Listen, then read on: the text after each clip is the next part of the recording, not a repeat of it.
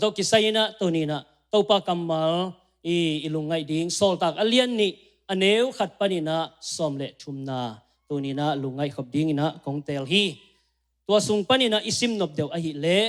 sol tak alian ni aneu khat panina li sim nuam I manina ivek pina ding to in to pa kamal ivek pin sim khop na nei ni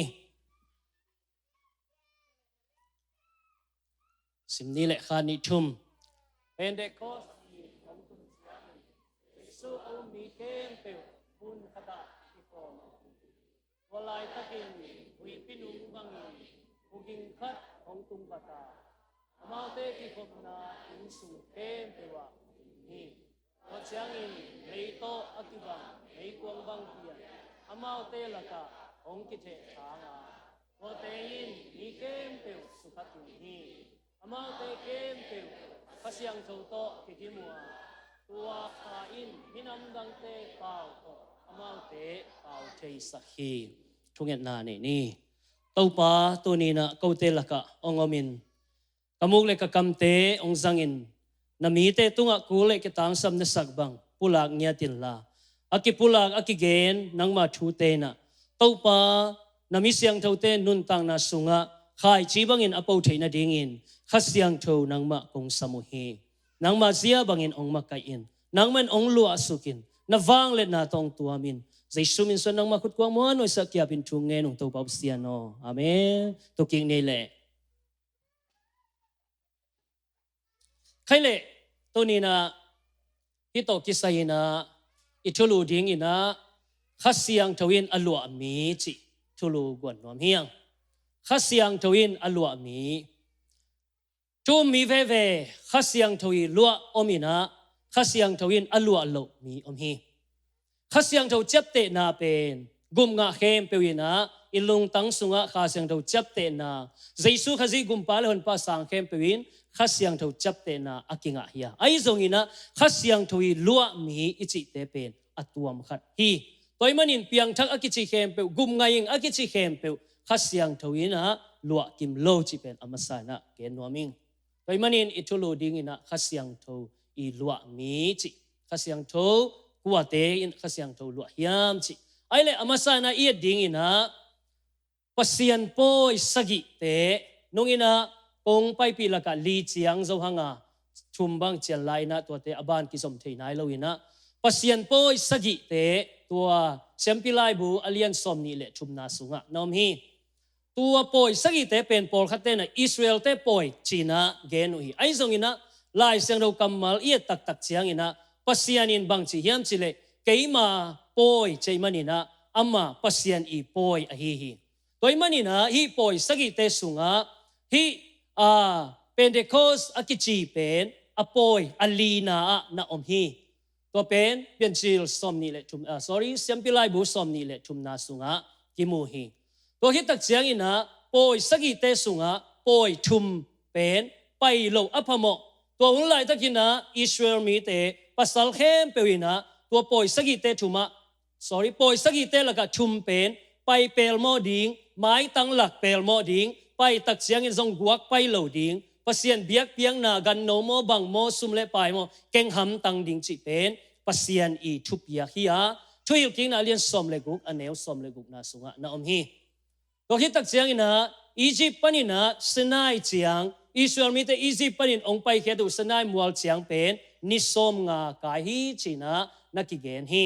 pasianina suang pek tunga thupiak som pen tua Sinai mual tunga Mosi tunga nanapia hi to hi tak chiang ina pasian tunga hong hialua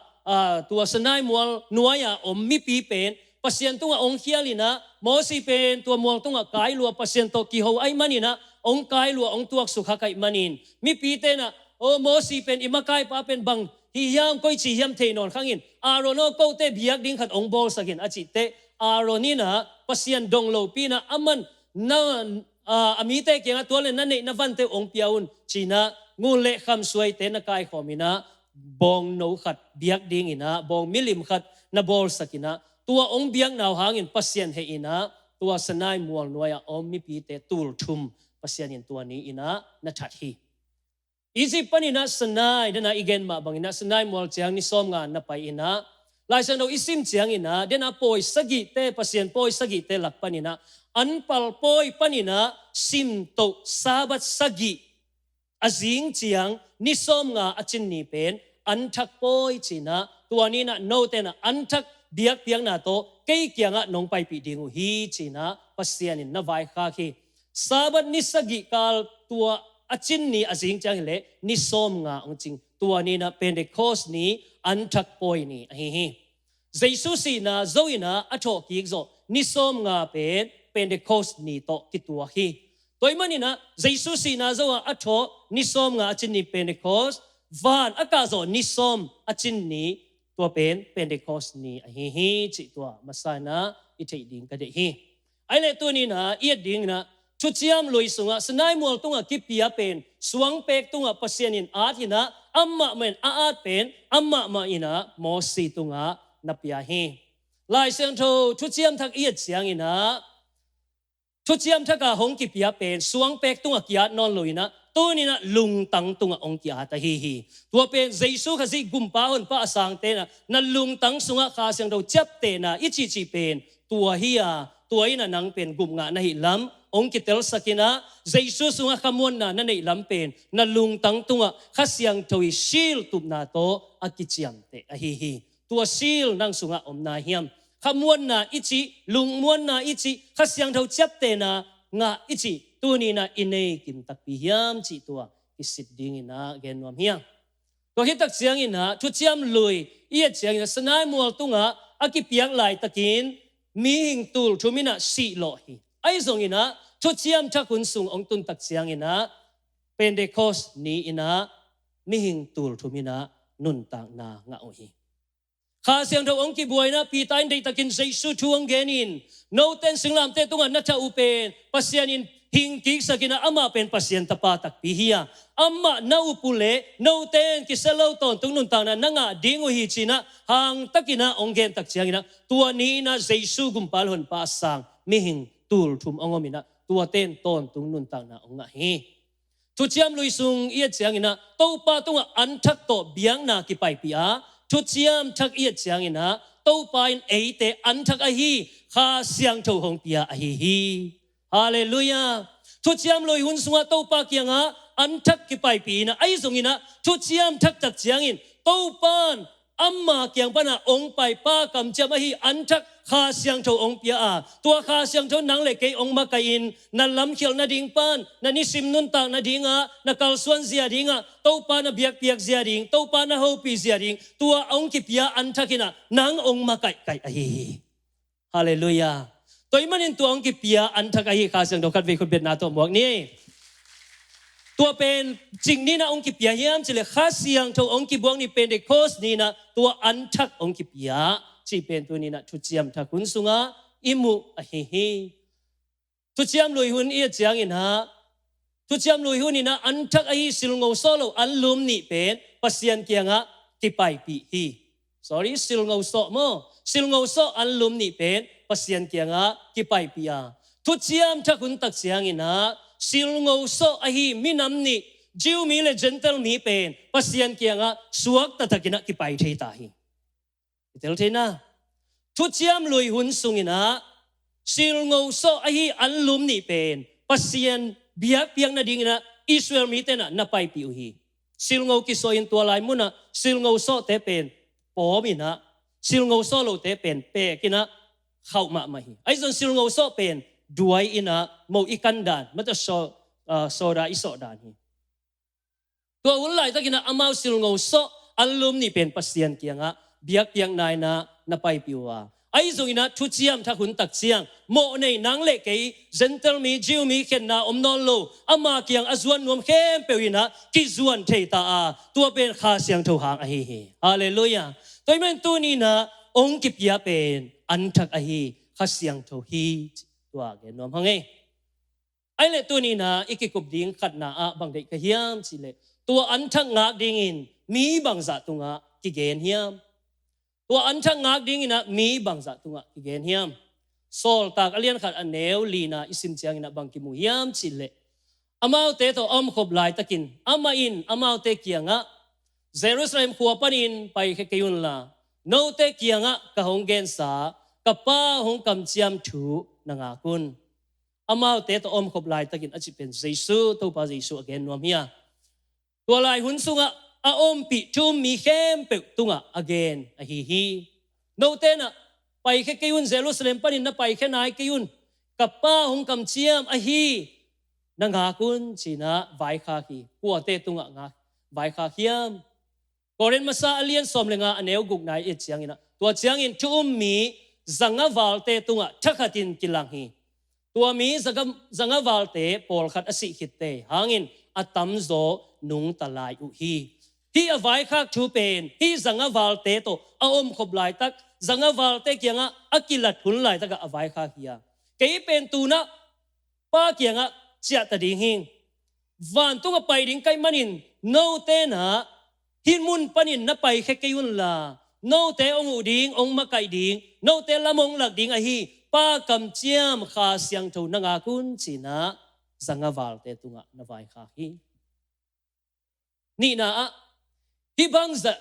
mi bangza ina kha siang tho nga hiam denina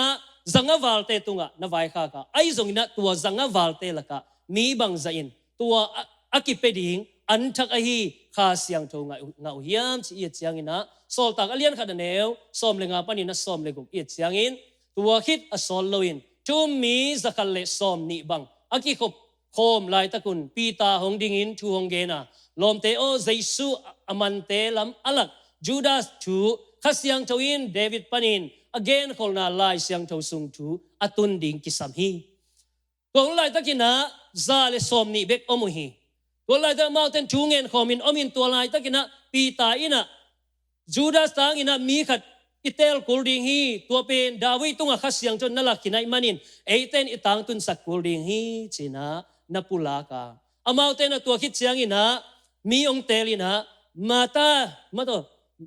methai akichi paina ong nga ina to methai to amaute nung zui som le ni ong phakikin to lai takin amaute zale som ni omina thu ong nget lai takun pasian kam chiam khasiang tho ong pai ding hi china pa kam chiam nga kin thu ong nget khop lai takuna to kha siang tho ong ki bua hiya zanga ki vai kha kina pin zale som ni bekina to kha siang tho nga hi ai le uten au te hilai muna iet ding ina zanga valte na Jesu tho king na ami tu tomu amau to om khom ngiet amau tunga thu gen tho ki khinta kilangai manina akut pon te mu hi Jesu tho ki chi again ding u lob lua Jesu ben pasien ta pa hi china again ding u lob lua ai zong ina akivai kha khatoma no ten khasiang tho nanga kun la tua khit tak chiang ina no ten a leimong dong a keima thu na genun china vai kha pen ngak zo lo ina zathum le som giatina o imu sa thu ge ni chin na kuan khia u a ai zong ina amaute alo ching sak ding thuman thu tak a hil ding khasiang tho nanga khalon amau nanga lo hi tuni na inun tang na sunga pasien na sem na ding in ipan mu na ding in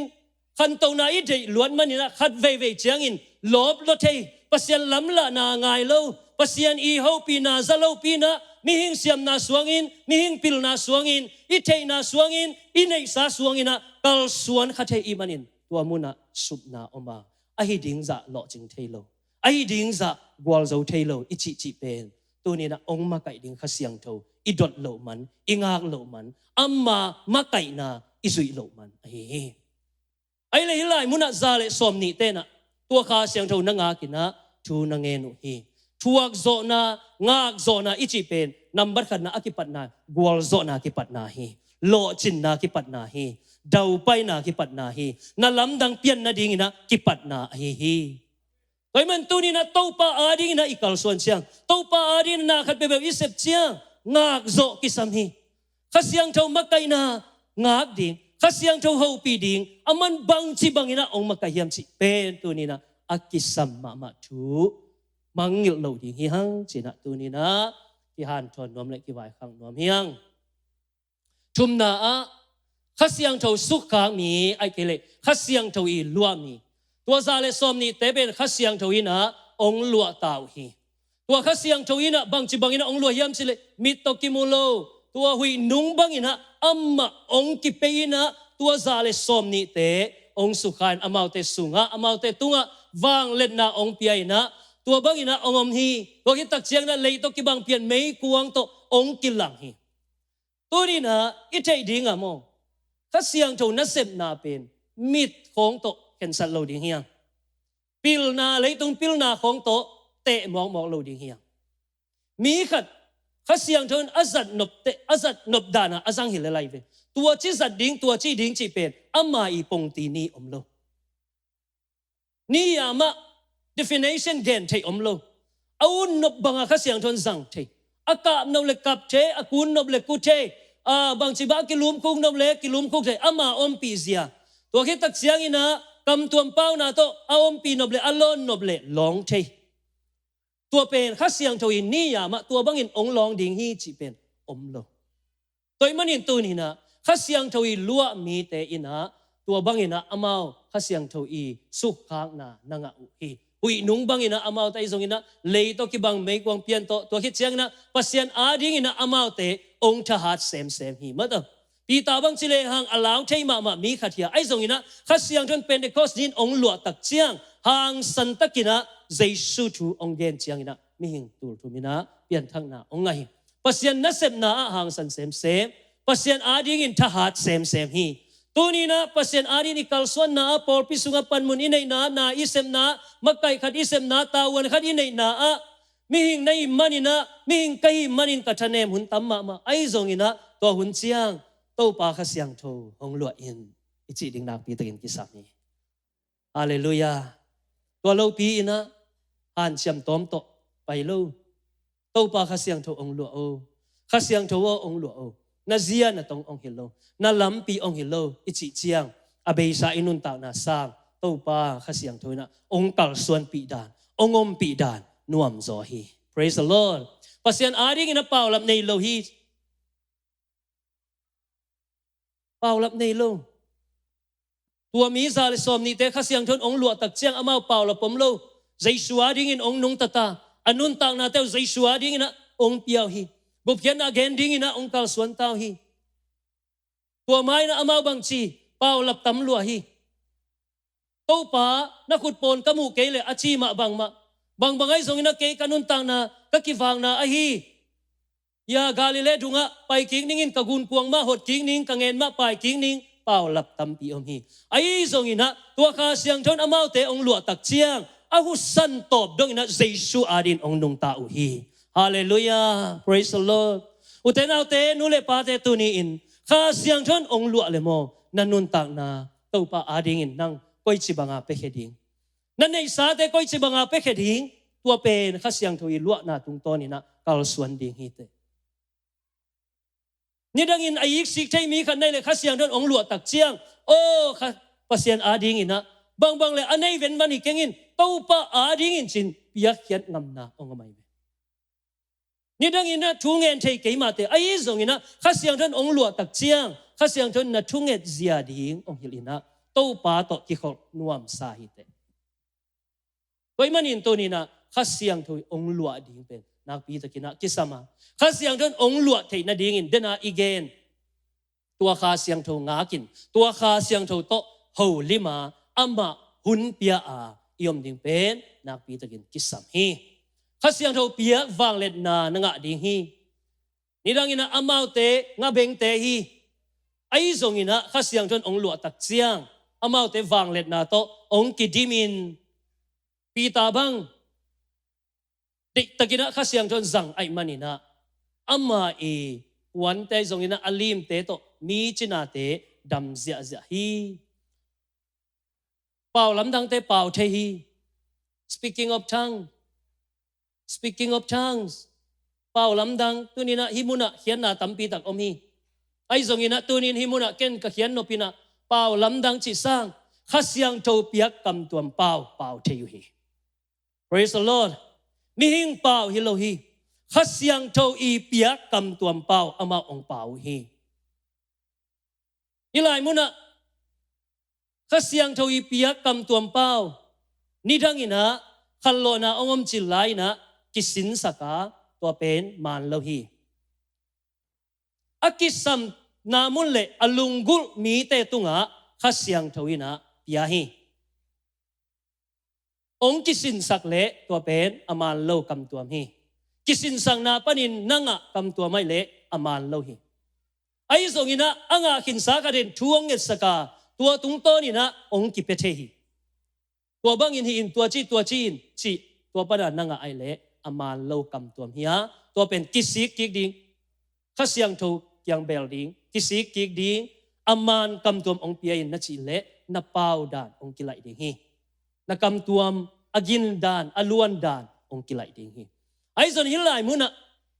pau lamdang pau theina speaking of thanga kichi kam tuam pen kwa te na nga ding yam piang tha kem pewin nga ding mo hilo zanga te ki vai khang na pin za le som ni bekin amau nga uai ve toy manina alunggul mi te le adei mi te angang mi te ading bek hi hi tua ong ki piak tak siang ina ki sak thei na ding hilowa nang le pasian dai le ka thu thu ki ho na ding a hi zong ina mi te ading ina thunge sang na tang mi thunge sang na ding a hi zong in pasian in ama thu thu ong la thei na ding in na zat ding dam lo mi te tunga thu nang e sak siang ina dam na anga thei na ding un khasyang thui ong piak kam tuam a hi hi tua pen khasyang thui lua mi te nei nun tang na le ama i piak na lamdang bol thei na hi lina a khasyang ro na sem na mi hing thei ban hi lo hi dena ka chi pil na khong mit khong to te khamok mok lo ding hiang sol ta galian ni aneu nga panina guk isim chiang ina tua lai takin biak na poi sim ding in gam tuam panin ahong pai ziu mi biak na hakat mi tampi tak Jerusalem khosunga hongomu hi nga na ia chiang ina ziu mi a hi biak na hakat mama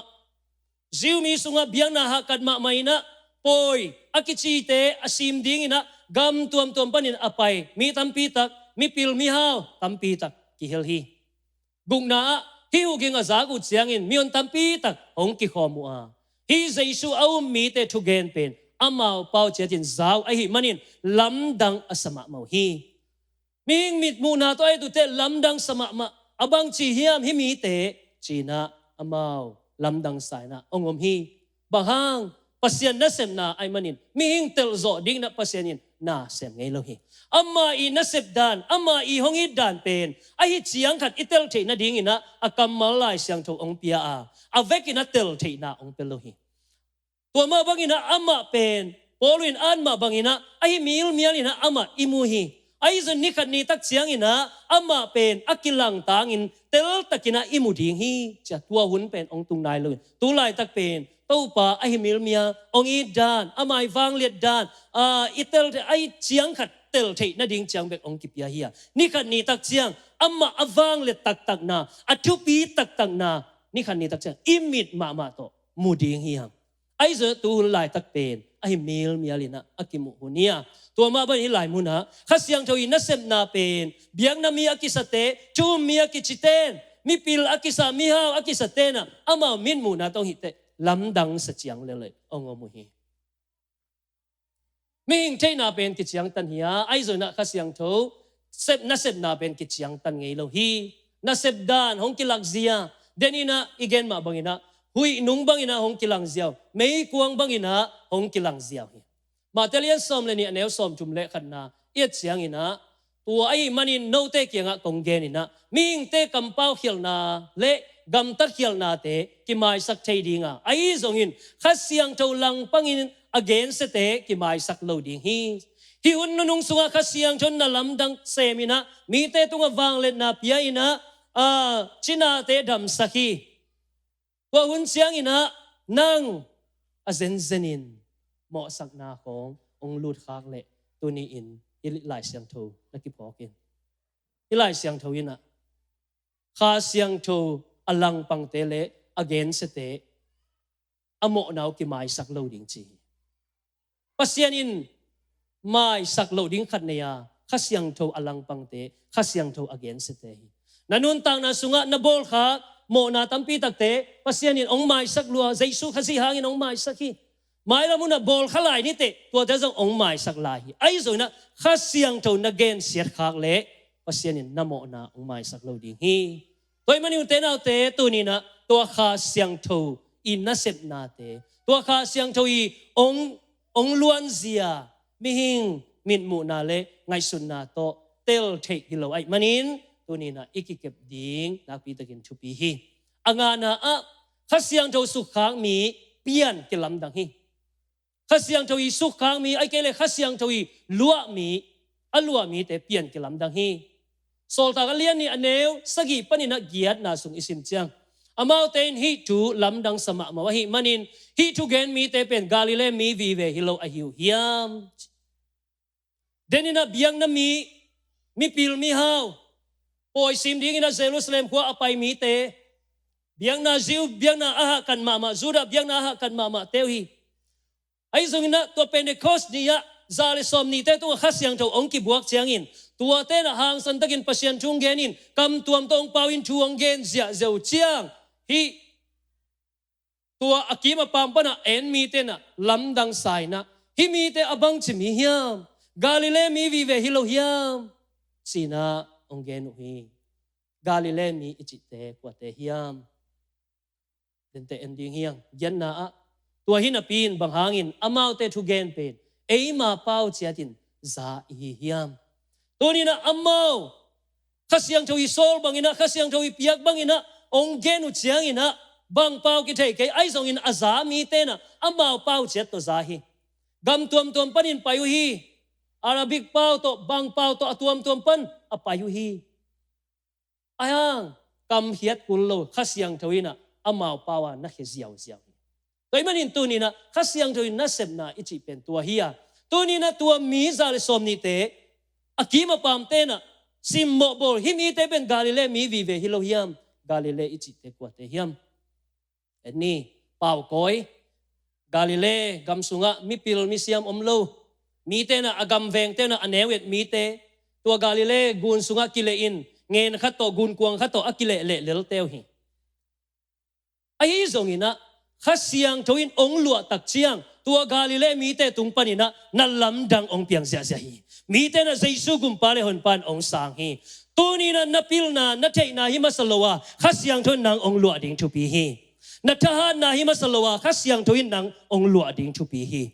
pil na hi masalona khasiang thon nang ong lua ding hi praise the Lord tua pen athup pi pen a hi Galile mi te akima pam te na aneu mu ya aizon khasiang thon ong lua chiang na nei khasiang thoina mi lam dang in hong bol ding hi amau te alam dang in khasiang thon bol tak pi hi mi ki pilsak biang na mi akichite sang thuang gen u chiang siam zo chu thuk zo na lam dang ong piang tua pen khasiang thoi lua na hang a hi na nei khasiang thoin nang hong zangin ong lam dang bol ding hi mi ten Jesu au theina ding in khasiang thon nang ong zang ding hi phatna biak piang na nop asak theina ding un nangi kam sung panin aluang khia phatna biak piang na te mi ten azak te khasiang thon amau te tung na sem ding a suatang na pe ding hi praise the Lord phatna le biak piang na mi ten suatang na nga in nuam sa in khasiang tho sunga ki baptai na ongom ding hi tuni in Galile mi te khasiang thoin azan ma bangin tunin kwateng topan ong zang le u khasiang thoin kwateng ong lua hen la kwateng ong zang le u den chiang in thu ngen ding hiang khasiang thon ong lua tak pi ding hi abei sale mailam inun tang na ikal suan dan inasep dan ong kilam dang tak pi ding hi tua khasiang thoin sep thei lo nei lo hi thei lo nei lo hi pil na to akidim hi siam na to akidim hi thei na to akidim hi wang let na apethe tua khasiang tho hi agung na le atom na a pasien hong mu dan le mi te hong mu dan ki bang lo hi sol ta galian ni neu som le thum isim chiang ai zong in mi pol khat te in hi Jesu awum te sim mo bolwa zu kham a hiu hi chin aza to hi tua Galile mi te zal som ni khasiang thon ong lua chiang pasien sunga ong nung tau khasiang do tong ki dim tau ai manin kam tuam pau te ong pau in mi te na o hi te zu kham hi china mu hi mi pil kisa biang na mi akichite na tua mi te pe zu kham lel ina mu hi tunin na sunga porpi sunga pil na nei pian khat i chiang doctor khong i pian chiang khasiang tho kinial kha the hi tuni in porpi sunga tua bang ding to pan ong phal lo hi akua tua kha siang tho makai na noya anung ta ding to pan ong de hi praise the Lord zomia ka pe porpi te khasiang tho makai na noya anung ta ding ina kiap ding hiang siate akipan upate chile sanun talo ding khasiang tho ki makai na noya om ding amai ong lam la na banga kal suan ding vai hom ding tua pen achupi pen hi mi te na zu kham bang in tua tu hi amau te zu kham hilawa khasiang tho i wang let na to akidimu chiang mi te mu dan le pasian mu dan kibang loina pasian in amau te zangin na lam dang piang sak tak pi hi uten au te hilai mu na i ding ina jaisu nung izui na mu na mo i hakol ai kele ising lam te puakul hi jaisu nung zui na a pasian na set na a singlam te ma puakul hi tuni in amau te jaisu arin ong ki piak khia ta ku chiang khasiang thon ong lua ta ku chiang mi gen sian na thua ku hi mi simmo na thua ku hi amau te zu kham le hi galile mi te le lo hiam bang ma thei lo te pil na nei lo te simmo na thua ku ai be tunin pasien na sem na a singlam te puakul hi pasien ading in ikal suan na a porpi ading in tawan inai na a na singlam te na puakul hi nanung panina ang kigen khading hi ai zongin pote te to pan azo sa ai hi tu pi khaken pu pi khaken hoi pi khaken khasyang tho tha to kal suanin praise the Lord to hi pele tu ni na amau te zale som ni te hangina leitung bupa gup hian na ong kizelin tu ni in nang le ke ina jesu khazi gumpa le hon pa isan the na ai hi amau teng ong tu khen la o ko ten su khamiu ngai tua bangai le hi non ke nu ngai kal suan ke nu ngai jesu adin nung ta ke nu ngai ong chi mong le tunin nang le ke pen thu khen sa ton tung hel me li pi sunga a om ding te atung ding te hiya ai zong in amau ten tua singlam te ma ong pote te in haksan na am tale gilkial na am tale gen sian na om tale do ina puain ong kal suan u chiang leitung mun tuam tuama jesu khazi in pasien tapa hi si na zon thoki hi chi pen mi tampi takte tunga tua upna ongkilang hi matelian som le ko kanel som ni le li to chiang in jesu in anung zui te kyanga mi kat pe kanung zui asuan oble ama deina bangin gam tanon lun asinglam te kisuan in hong zui ding hi asinglam te kisuan in hong zui ding hi oh deina ban gam tanon lo ding chila sa deina ban gam tanon lo ding ei hoi sak bangina gam tanon lo ding khasiang thoi makai na noi anung ta ding nak pi takin thu pi hi por pi sunga jong tua ma thu pi hi chile sa dei luan na chile sa ngai sun luan na a om chiang buai na piang hi buai na am lo na ding in khasiang tho kilwa sak ding khasiang tho makai na noya nung ta le hang tuni in tua buai na hem pe ong veng dinga i por pi sunga na lam dang khasiang thon ong sem ding dam lo ten dam ding suak ta lo ten suak tang na nga di gum nga mi ki be lab zia zia ding chu mi yung ki be lab la ding phat na biak pe na ong nuam ding tua lungula state tuam tom pani na mi te ong pai ding hi hallelujah kot be na to tua khasiang thon mo kham ding ya khasiang thon hong lua ding na pi takin thu pi khasiang thoina nun tang na hong pe dinga ton tung nun tang na gum nga na ong ke tel chen sak ding in khasiang thoina wang let na hong pe ding hi ai le te nau te tu ni again hi thuguk te sunga nak pi takin akitang sam thu ai manin polpi mi wal kimina ilungol ding thu pi sai tu ni na hi inga theina ding in khasiang thoina alua theina ding in tua thum mi zale somni tena lungduai takin nanga kina thu na nge nu hi tu ni na zong ei zong thu ngen leng u ting zomia ka pe por pi achidam na ding in mi hing pil na hi masalo hi maban tambi tak omi tu kum sungina zut kem omina zesie khom pi omina maila muna vision gel na ile biakin te xếp điên tâm pi tắc hi tua te khem peu izo thei na ding in por pi su aneu pen ba alien pen dong biak biak na sunga nop asak thei na ding suak talo ten suata na nga thei na ding zen in na Jesus sunga pian thang na nei thei nai lo ten pian thang na anei thei na ding in na sem ding pen khasiang tho bek a hi uten nào te tu ni ina thu ngel leng u thi hang to kha siang tho ina mi mal kim ong lu hel la to kha siang tho ina por pi sunga suak tatakin na ong sem le kilam dang nyat ding hi hang kilam dang nyat ding hi hang nop nyat ding hi khan lo na nyat ding hi praise the Lord thu ngel ni ong zoning uten nào te nu le pa te ilung sim tak pi to tu ni na thu ngel nyat ni to tu ma kum tu ni hun la ta Pentecost nya ki bua khasiang tho pen kilak king nai lo na tu ni na song a la hi alungul mi te arin adei mi te arin angen mi te ading ina amau te to khom ding ina abai san au ma hi wang le na dei te din wang le na pe ding ina abai san au ma hi lam la na kisam mi te alungul mi te adina lam lak ding ina ama a hi praise the Lord effect pina ding Tony worship team te ong ka un la khasiang tho hong ngai ing chi tua to pa min phan na nei in effect ina tu ngen ina to khasiang tho sam khom phot ding yang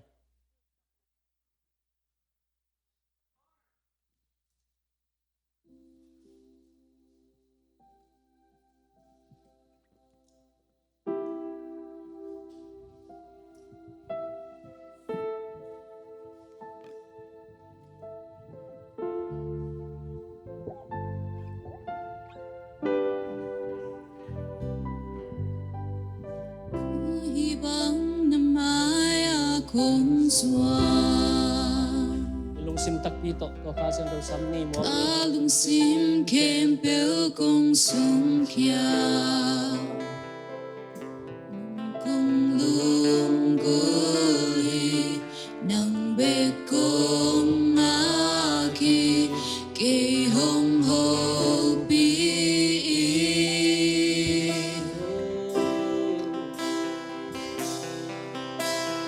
mi to kong mu te lo hangi kunin mi to mu chei ki ma ni te nong pi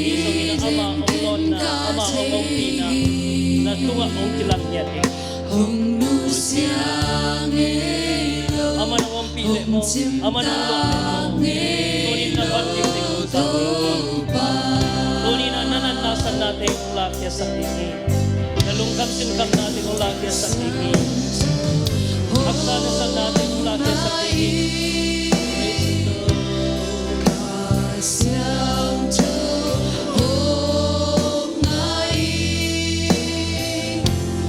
nhà ôm mà không bên nồng lộn giang nó bên siang cho hôm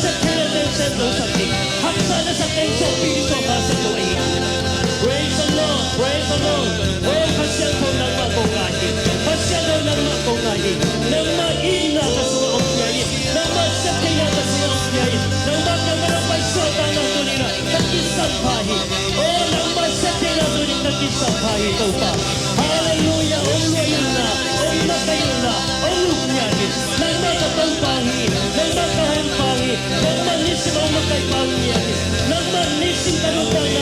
punong na dali ha. Nang matay na bang lumpati na ang yan. Nang matay na bang, oh, sete na ito pa ang tingyan.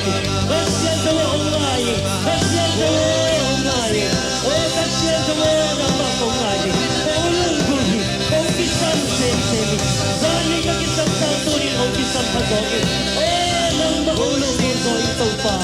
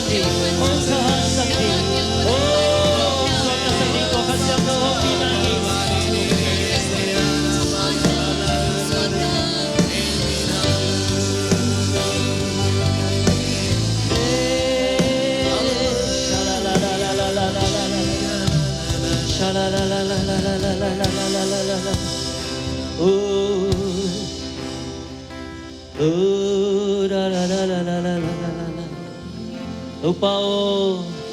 kau te ong nusikin mo. Kasyang tuwo kau te ong paisankin mo. Kasyang tuwo kau te ong nusikayo. Kasyang tuwo kau te ong paisankin. Oh, natate. Katanglam kurua ong lenin la. Sunin zanin ong kalsuan piin mo. Ong makayo to pa ong makayo. Unina kau te la kang makasyang to.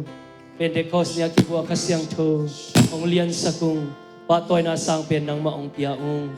Aton tungin kong kisamuhi. Aton tungin kong ngayohi. Aton tungin kong deyuhi. Tunin nangompi mabangin. Tau pa nang men aton tungin ongompi suwag laitain. Nang maongayin, nang maong deyung ong kisamong. Jaisu min suangin nang mahutkwang wan. Uy so kiabin chungen nung tau pa bisiano. Amen. Tuking non lo yun at tau pa nitakan ko kom nanay ni.